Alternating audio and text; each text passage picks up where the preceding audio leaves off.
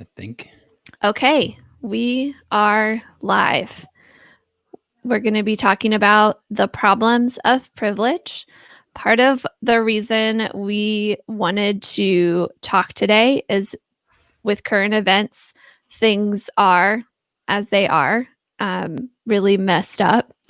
And our podcast that came out today is called Leveraging Unrealized Assets. And there's a lot that if we would have known what current events would happen between when we recorded that a few weeks ago and today, we would have added to that episode to be having this conversation. So we wanted to jump on here and share that with you today. We know this conversation is not going to be perfect. This is meant to be a conversation. We totally recognize that we're a couple white people, and we're going to have our own biases and ways of seeing the world. But we wanted to share that in the hopes that it would be helpful and encouraging for some, and would also maybe challenge some others. We welcome you to participate in the conversation. Give us a call, shoot us an email, comment in the comments. We simply just ask for your grace, and we promise that we'll have grace with you as much as possible, knowing that none of us are perfect. One of the big things we shared in the podcast episode today is what we're calling the Grandma's Wealth Wisdom definition of wealth. And that definition is that wealth is the ability and opportunity to live life to its fullest. And we are very cognizant that there are some people that don't have the opportunity to live their life to the fullest based on the color of their skin. And we're really angry about that. And we wanted to share that anger, but also kind of share how we're processing it, what we think are some of the paths forward, and hear from you what your experience is with that as well. So thank you again for your grace as you're listening to this, joining the conversation. We're very thankful for you and for your unique perspective on this as well.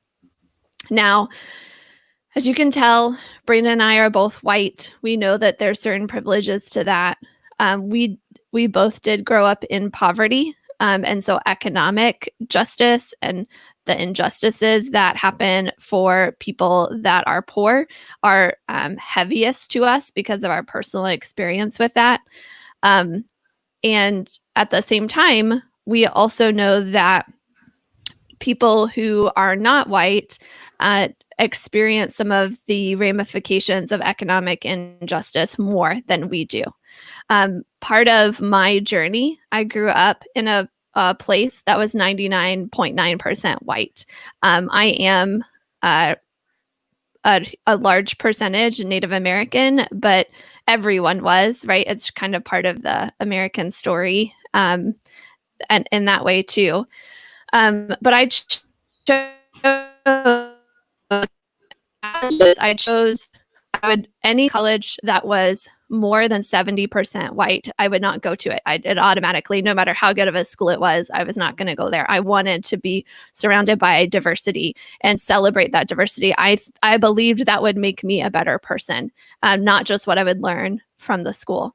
So I ended up going to a very diverse college, and I learned a lot there. That college was within the south side of Chicago, which when I got there, we had our bubble within the neighborhood that the college was in, but I worked at neighborhood schools in adjoining neighborhoods.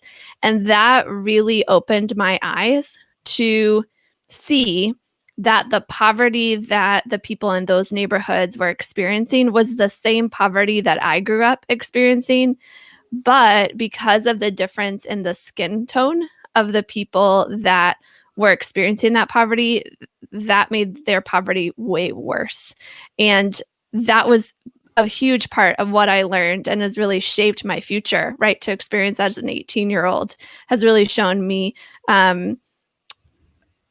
what way to go with my life. And so that actually is a big foundation, I think, for when Brandon and I were starting to explore what is our destiny, what is our purpose, what are our calling kind of things, that certain things came up, right?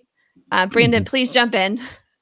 And yeah. Yeah. So one of the things that we felt like when we started our business is we had learned that, and this was a big part of our movement towards the whole coffee industry, is we had seen that churches would talk about justice. They would talk about doing the right thing. However, they would be buying Folgers and all kinds of other things that would be oppressing people. And we were like, wait a second. So you're hurting people in one instance because it's cheap and free and easy, while at the other end, saying we're all about setting people free and all this other crap, whatever. I mean, good stuff. But what I felt like was, okay, we need to be about changing the world. And it's not even about just because I got it for cheap here, somebody in Guatemala, somebody in Brazil, somebody in Africa, anywhere in Africa where we get coffee, and that somebody made that, somebody built that, and paid the price for it so that you could get it cheap. Yeah. So it was all about ethical economics and community buildings. And to be honest, here in America, we are all highly privileged. Now, some more than others, and we are going to talk about the disparity, definitely from the white to the African American. But if you look in the global side of things, we access to internet, all kinds of stuff that it's interesting. But for us, we were like, well, what do we do? How do we help people globally with what we're doing daily? And that was learning about that. And in the USA, in our communities, we were in the south side of Chicago, right? And I noticed that there is a very big disparity between the north side and the south side. Access to banks, access to food, access to the things that we take for granted on the north side versus the south side.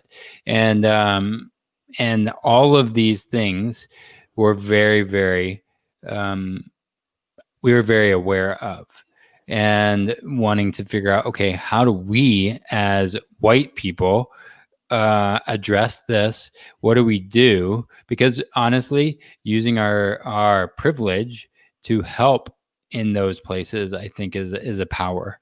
Right. But at the same time, not like the way that you're saying it, Brandon, it sounds like we're like more imperialistic or paternalistic, right? Like we're going to help these people. And that's not how we approached it. We thought, let's build community. Let's have conversations. Let's shape how we can have the arc of history bend toward justice more quickly together, so that we all feel like we're doing it ourselves and we're all helping one another. So I want to make that clear too, that when the way Brandon was saying it was not like, that's just kind of shorthand for how we were going about doing it. Yeah. And explaining it in a short mini video, even, I know in YouTube, we want it succinct in 140 characters or less.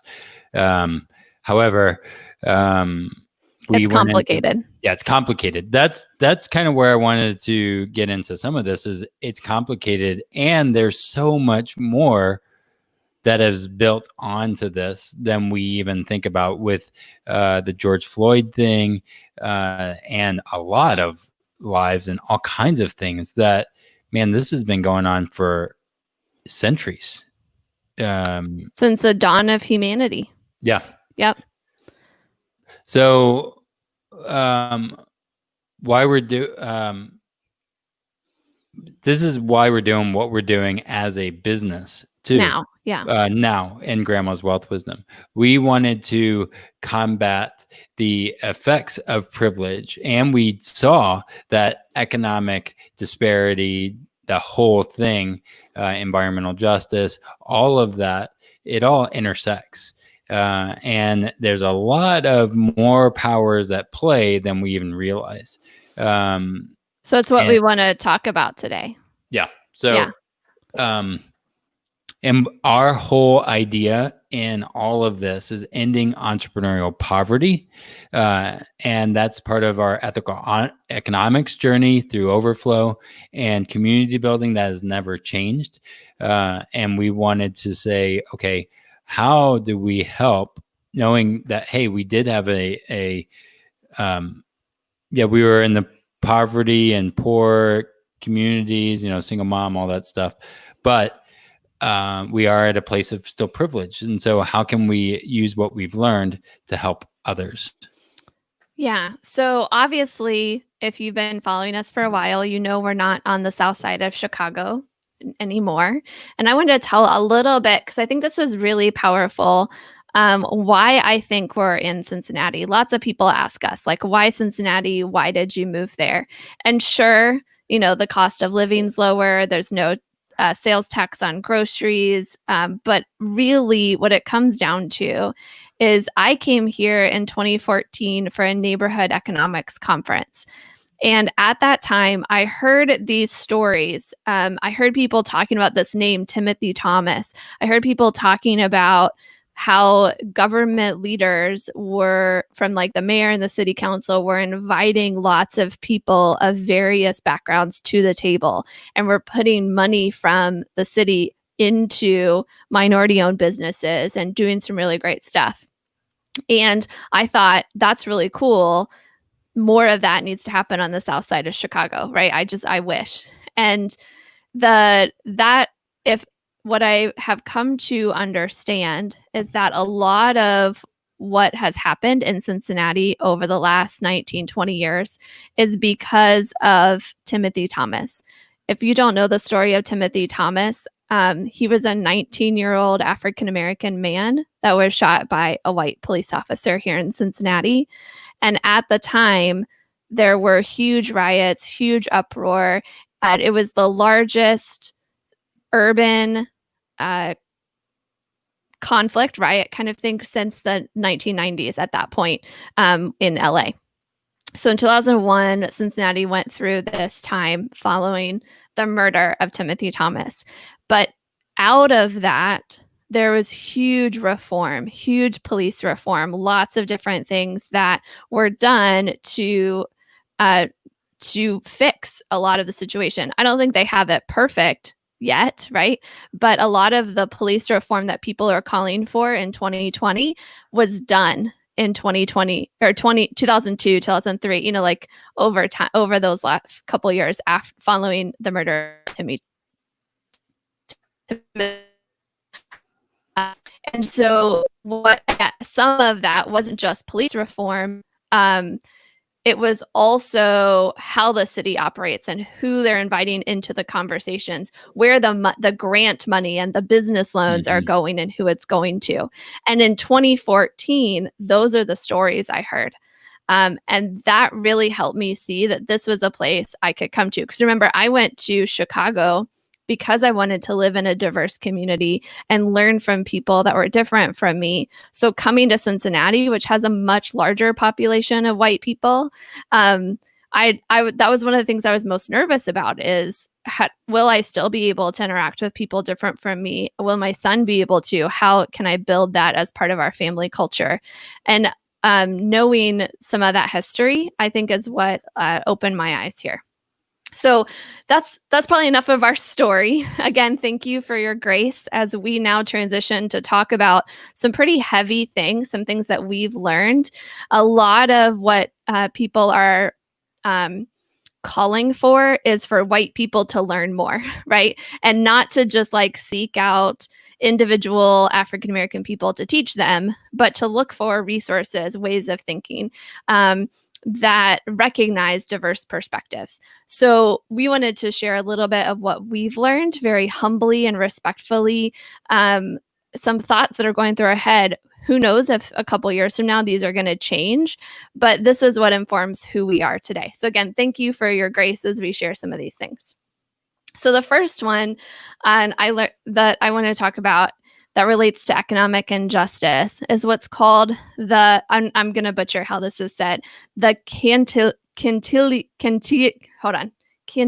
effect. Mr. Cantillon was a French economist that was an economist before Adam Smith, if you know Adam Smith. And his big contribution was this Cantillon effect. And basically, he noticed that when these reservoirs of gold were found, that those closest to the king ended up with the gold first.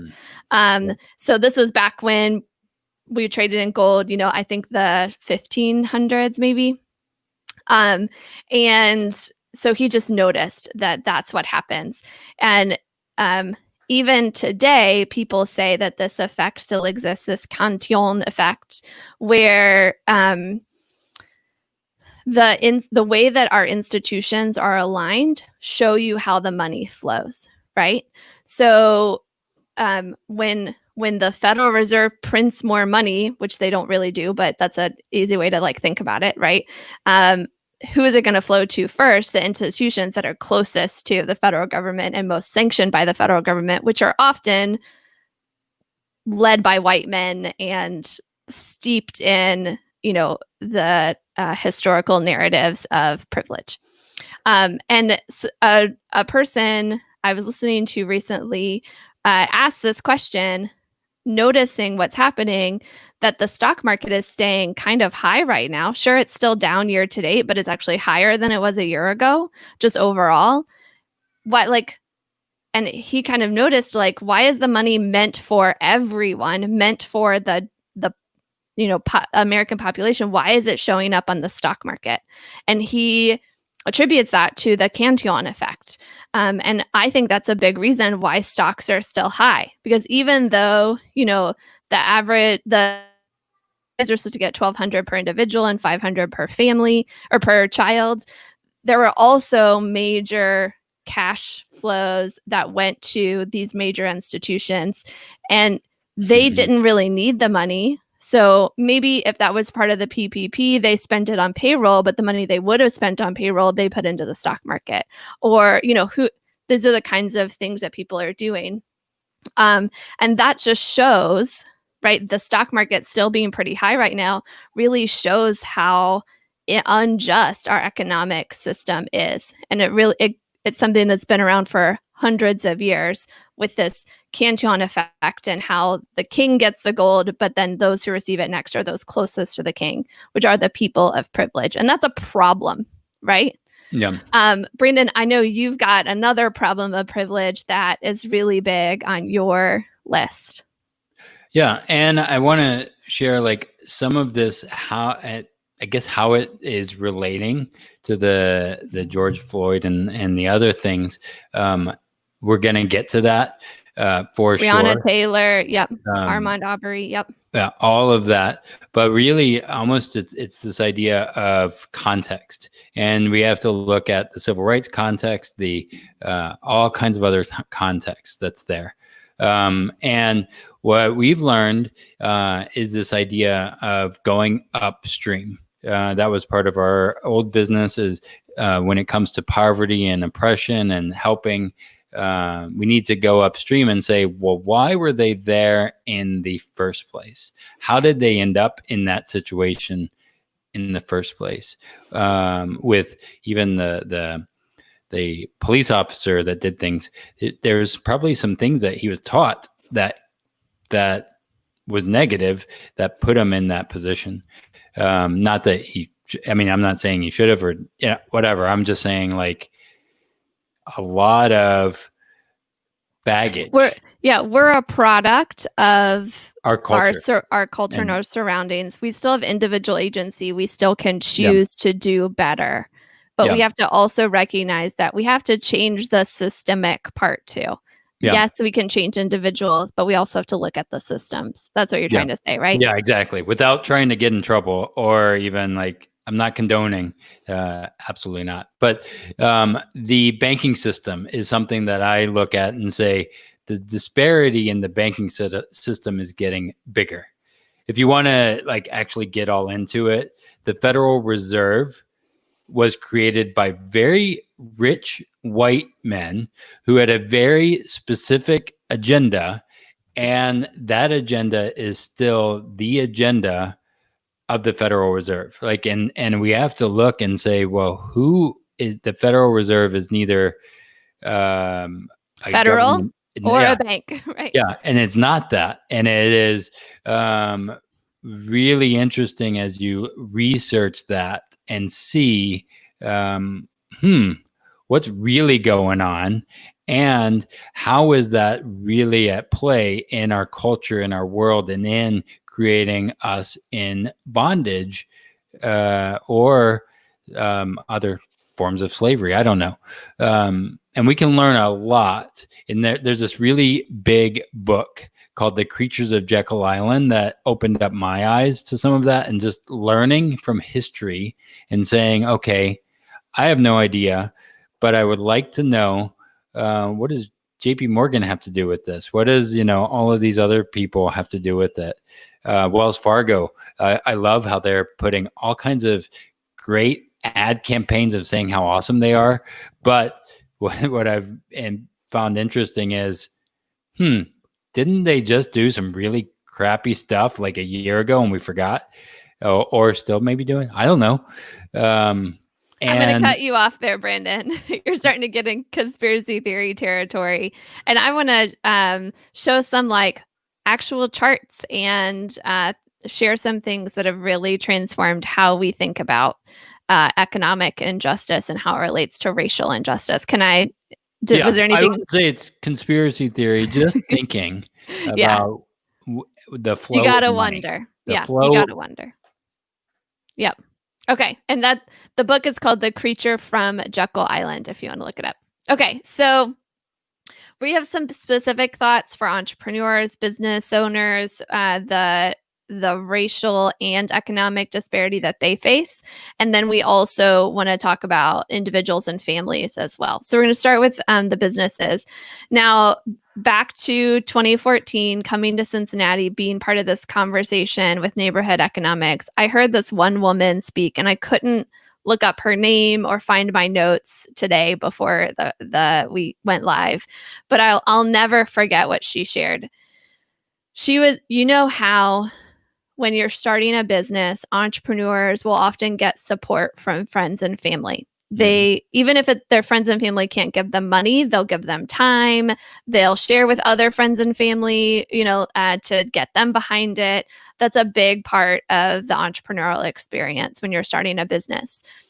The problem that happens, though, is that there's a big wealth gap in the net worth of who those friends and family members are. So I've got this chart from, wrong one. We're going to look at that one. I want to look at this one first. This is from the Federal Reserve, and they have this net worth by race and / ethnicity from 2016. So this data is 4 years old. But you'll notice here the mean net worth of white people and the mean net worth of Black people. And then the median, so the middle, right? Very, very similar here. If your friends and family are all white, they're going to have more resources that they can help you get your business started. If your friends and family are all Black, they're going to have much less resources to help you start your business. That's a huge problem. And that problem dates back hundreds of years to how systems were built in the US and slavery and all kinds of things that still play today that we try to pretend don't affect today, but they do, right? This is real. This is just 4 years ago. I'd be interested to see what it is in 2020, right? That's a big deal to me, because when we're thinking about who, when they're starting a business, gets a leg up, it's totally the white people, just because of who they know and how they're connected. Brendan, you had something else you wanted to share there. Yeah, the impact this has on small businesses. Then, if you are the what they say, the average of the 5 people you spend the most time with, and that's what grows, then this is going to have a huge impact on your business. And something I've been really thinking about a lot is we went into starting a brick and mortar business, and I just think this whole idea of COVID was challenging enough for small businesses, and then the looting happening and breaking of small businesses and business in general, that those often aren't well, some of them might be depending on where it came from, but a lot of them are not the problem. For me, if that were to happen to my business, I was employing staff and of all races, and that would have set us back a lot. I saw a post that says, "Please don't break my windows. I'm a single mom, and this is what I invested everything into. Please don't break the windows." I think she said, "This is all I have." This is all I have. And that is one of the things that I'm like, if we want to change this, I mean, definitely small business and supporting Black-owned businesses and or all of that, like supporting small business, I think is huge. And the reason that there's so much disparity is, man, we've supported some really big businesses, and they don't have to worry about, I mean, Amazon right now, do they got to worry about looting? No. And that's a challenge. And so Right. There's a huge impact on small business right now. And so what we're getting here? What we're getting to is, if you're a white person, you might know people in your community that are also white that own businesses, and you might be supporting them. That's great. But guess what? You need to get to know the Black-owned businesses in your neighborhood too, and you need to support them as well. Maybe alternate or something. But because we do live in a world where we know people that are of the same race as us a lot more frequently, and interact with them a lot more frequently than people of other races. When we're thinking about the businesses we support, we have to think really carefully and make sure that we're supporting businesses that are owned by people that are different than us, and what that looks like.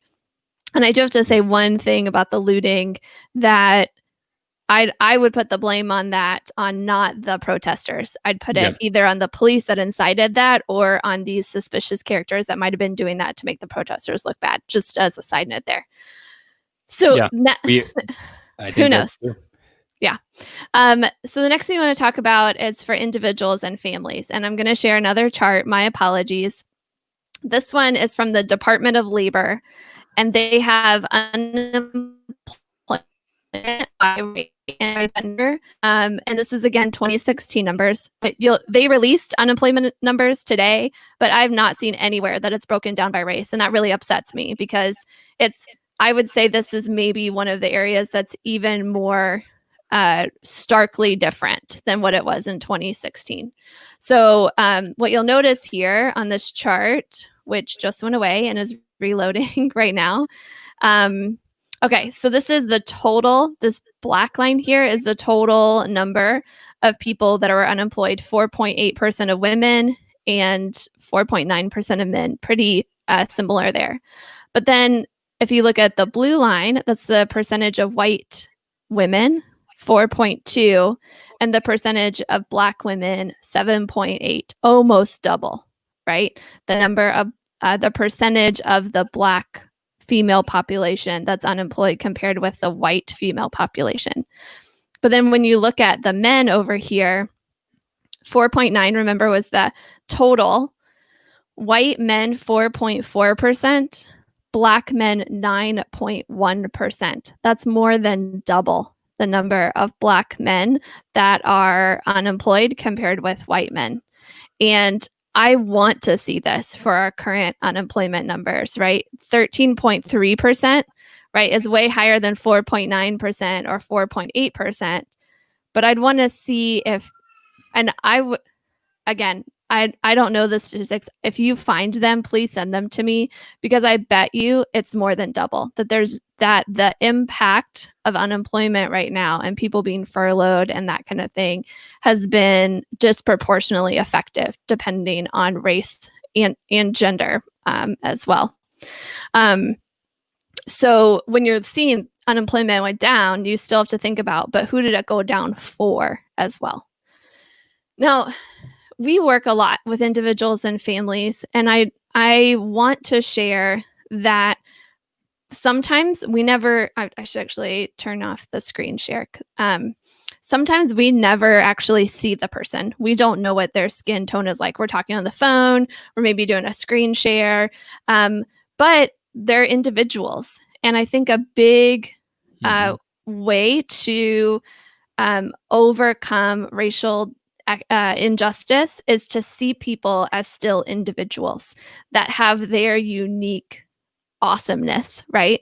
They have goals, things they want to achieve. What it means for them to live life to the fullest is going to be something unique for them.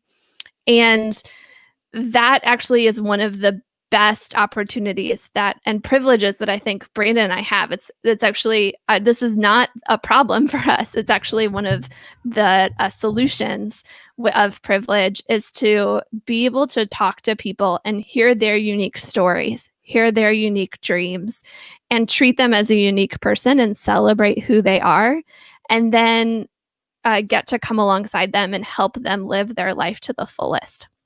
They have the ability within themselves. They just need the opportunity, right? And so many people that we talk to, it's all about, how do I create something that helps the next generation not have to go through what I've gone through? How do I, change their story, right? Yeah. And that is about money, but it's about way more than money too. And so when we're talking about the definition of wealth as the ability and the opportunity to live life to its fullest, we feel the most privilege in that we get to help people do that. And by helping individuals do that, that's one of the best ways that we can overcome economic injustice, right? And I do want to say one quick thing. This might get me in trouble. One quick thing about entitlement. This is, I think, one of the biggest problems with white privilege from my perspective. As a person who the people I knew might have been considered middle class, but now are probably lower class, like upper lower class, in terms of how, even within the past 10, 20 years, the economic divide has increased and there's not really a middle class anymore. But for the white people who would have been in the middle class and are now in the lower class, economically speaking, but maybe still at the higher levels of that lower class, there's so much entitlement there of, I should get this, I should have that. And a lot of that informs their racism for those that take it to that level, right? Mm-hmm. That other person is going to stop me from getting what I feel entitled to. And for me, that's like the roots of racism, is that whole idea of entitlement. And for me, then that solution becomes, how do we say collectively, whatever the color of our skin, whatever our cultural background, whatever our religion or non-religion, like whatever our gender, whatever our how we identify, whatever our generation, age, right? How do we unite together?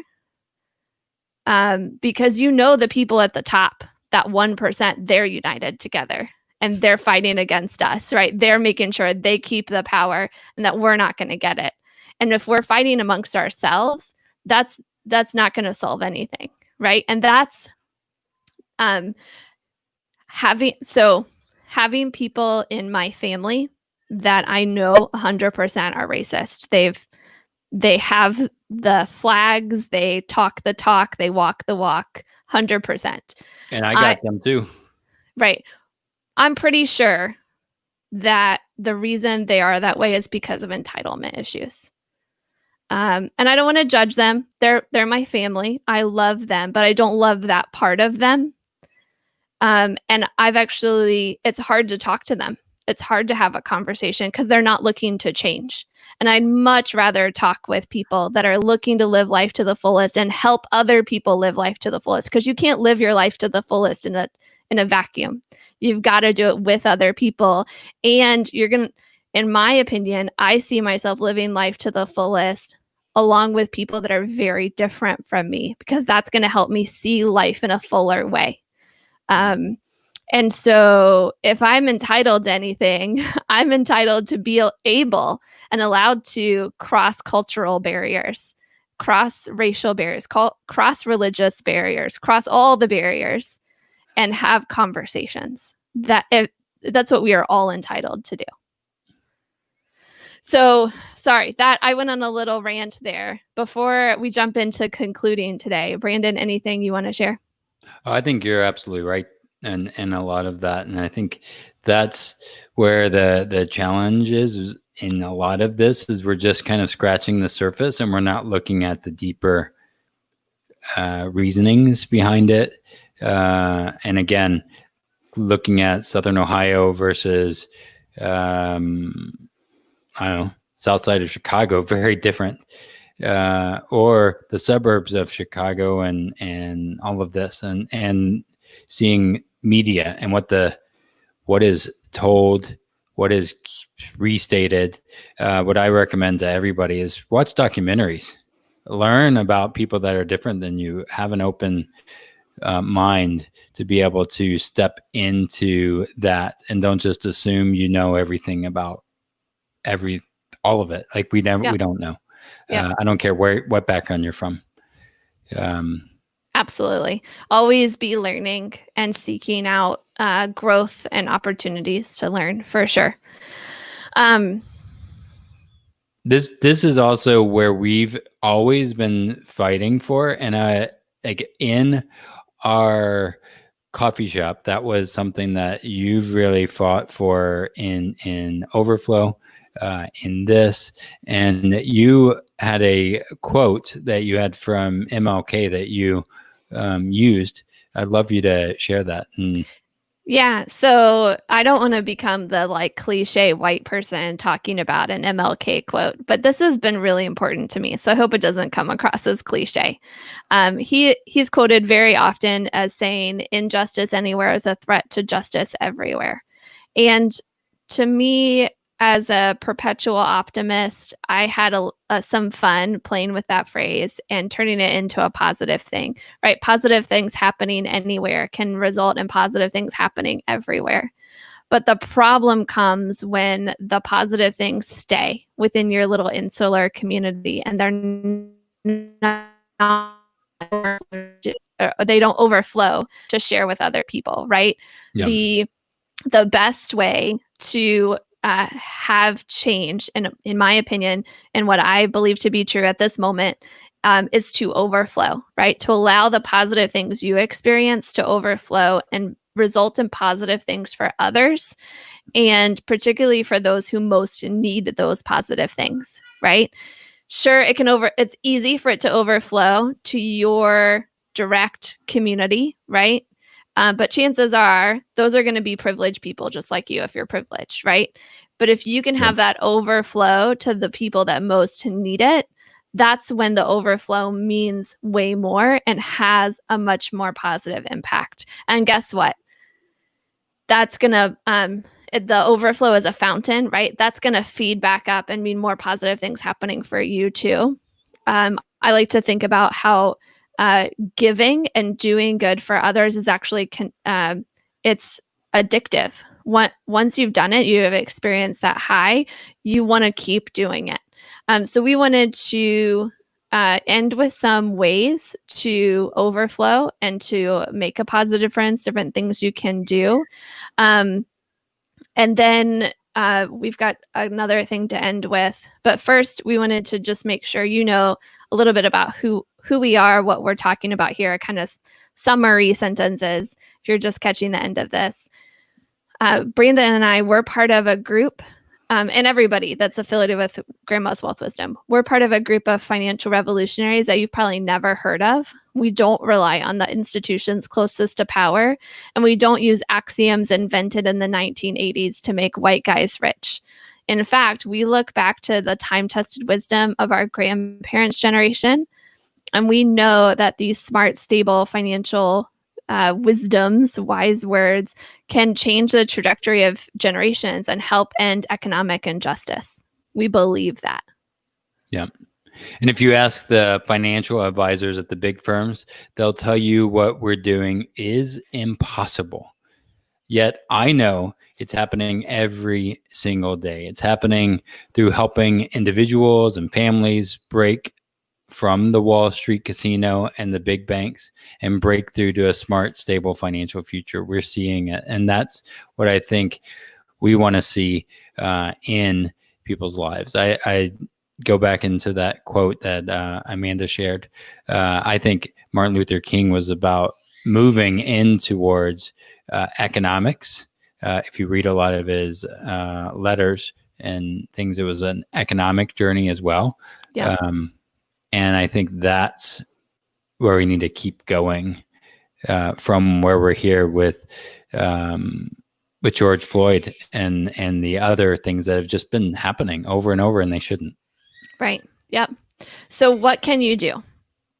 As people of faith, definitely pray. We don't want to skip that, but it also shouldn't end there, right? One of my favorite things to do is to give money to organizations that are going to do a way better job of combating systemic racism and systemic injustice, both economic, racial, environmental, all of it. My favorite charity personally that I just gave to this week as a response to what's happening is the Southern Poverty Law Center. I love what they do. I read all of their stuff, and to be able to join with what they're doing, especially because people voting is really important, and they do a lot to make sure that people get to vote, even if they have been a victim of systemic injustice and haven't been able to vote in the past. And then you might guess this: support locally owned business, especially if it's also minority owned by minorities within your community. Seek those out, research, find them, go there for food, for retail purchases, for services like an accountant. Find them. They're there, and they would love to support you and in exchange for money, right? And they're going to do a great job, I hope. And then beyond that, just keep learning, seeking out information so that you can continue to make better and better informed choices. Now, we've got one last thing that I think is really crucial. If you haven't done this yet, we're going to invite you to do something along with us. So I'm going to turn off the little logo in the top corner. And Brandon and I are going to leave the screen. And we're going to just let the YouTube live continue for 8 minutes and 45 seconds. If you haven't sat in silence for that length of time yet, this is a great opportunity to do that. And so this use means this time. Don't end the video. Don't move on to Right. the next video. Take this 8 minutes and 45 seconds to feel what he felt and feel that time. I think that's really important to do. Yeah. Sit in silence, think about what actions you could take, and then when the time is over, go take those actions. and go forward. Help that arc of history bend toward justice. So I'm going to remove us, and then I'm going to set a timer so that this goes for 8 minutes and 45 seconds.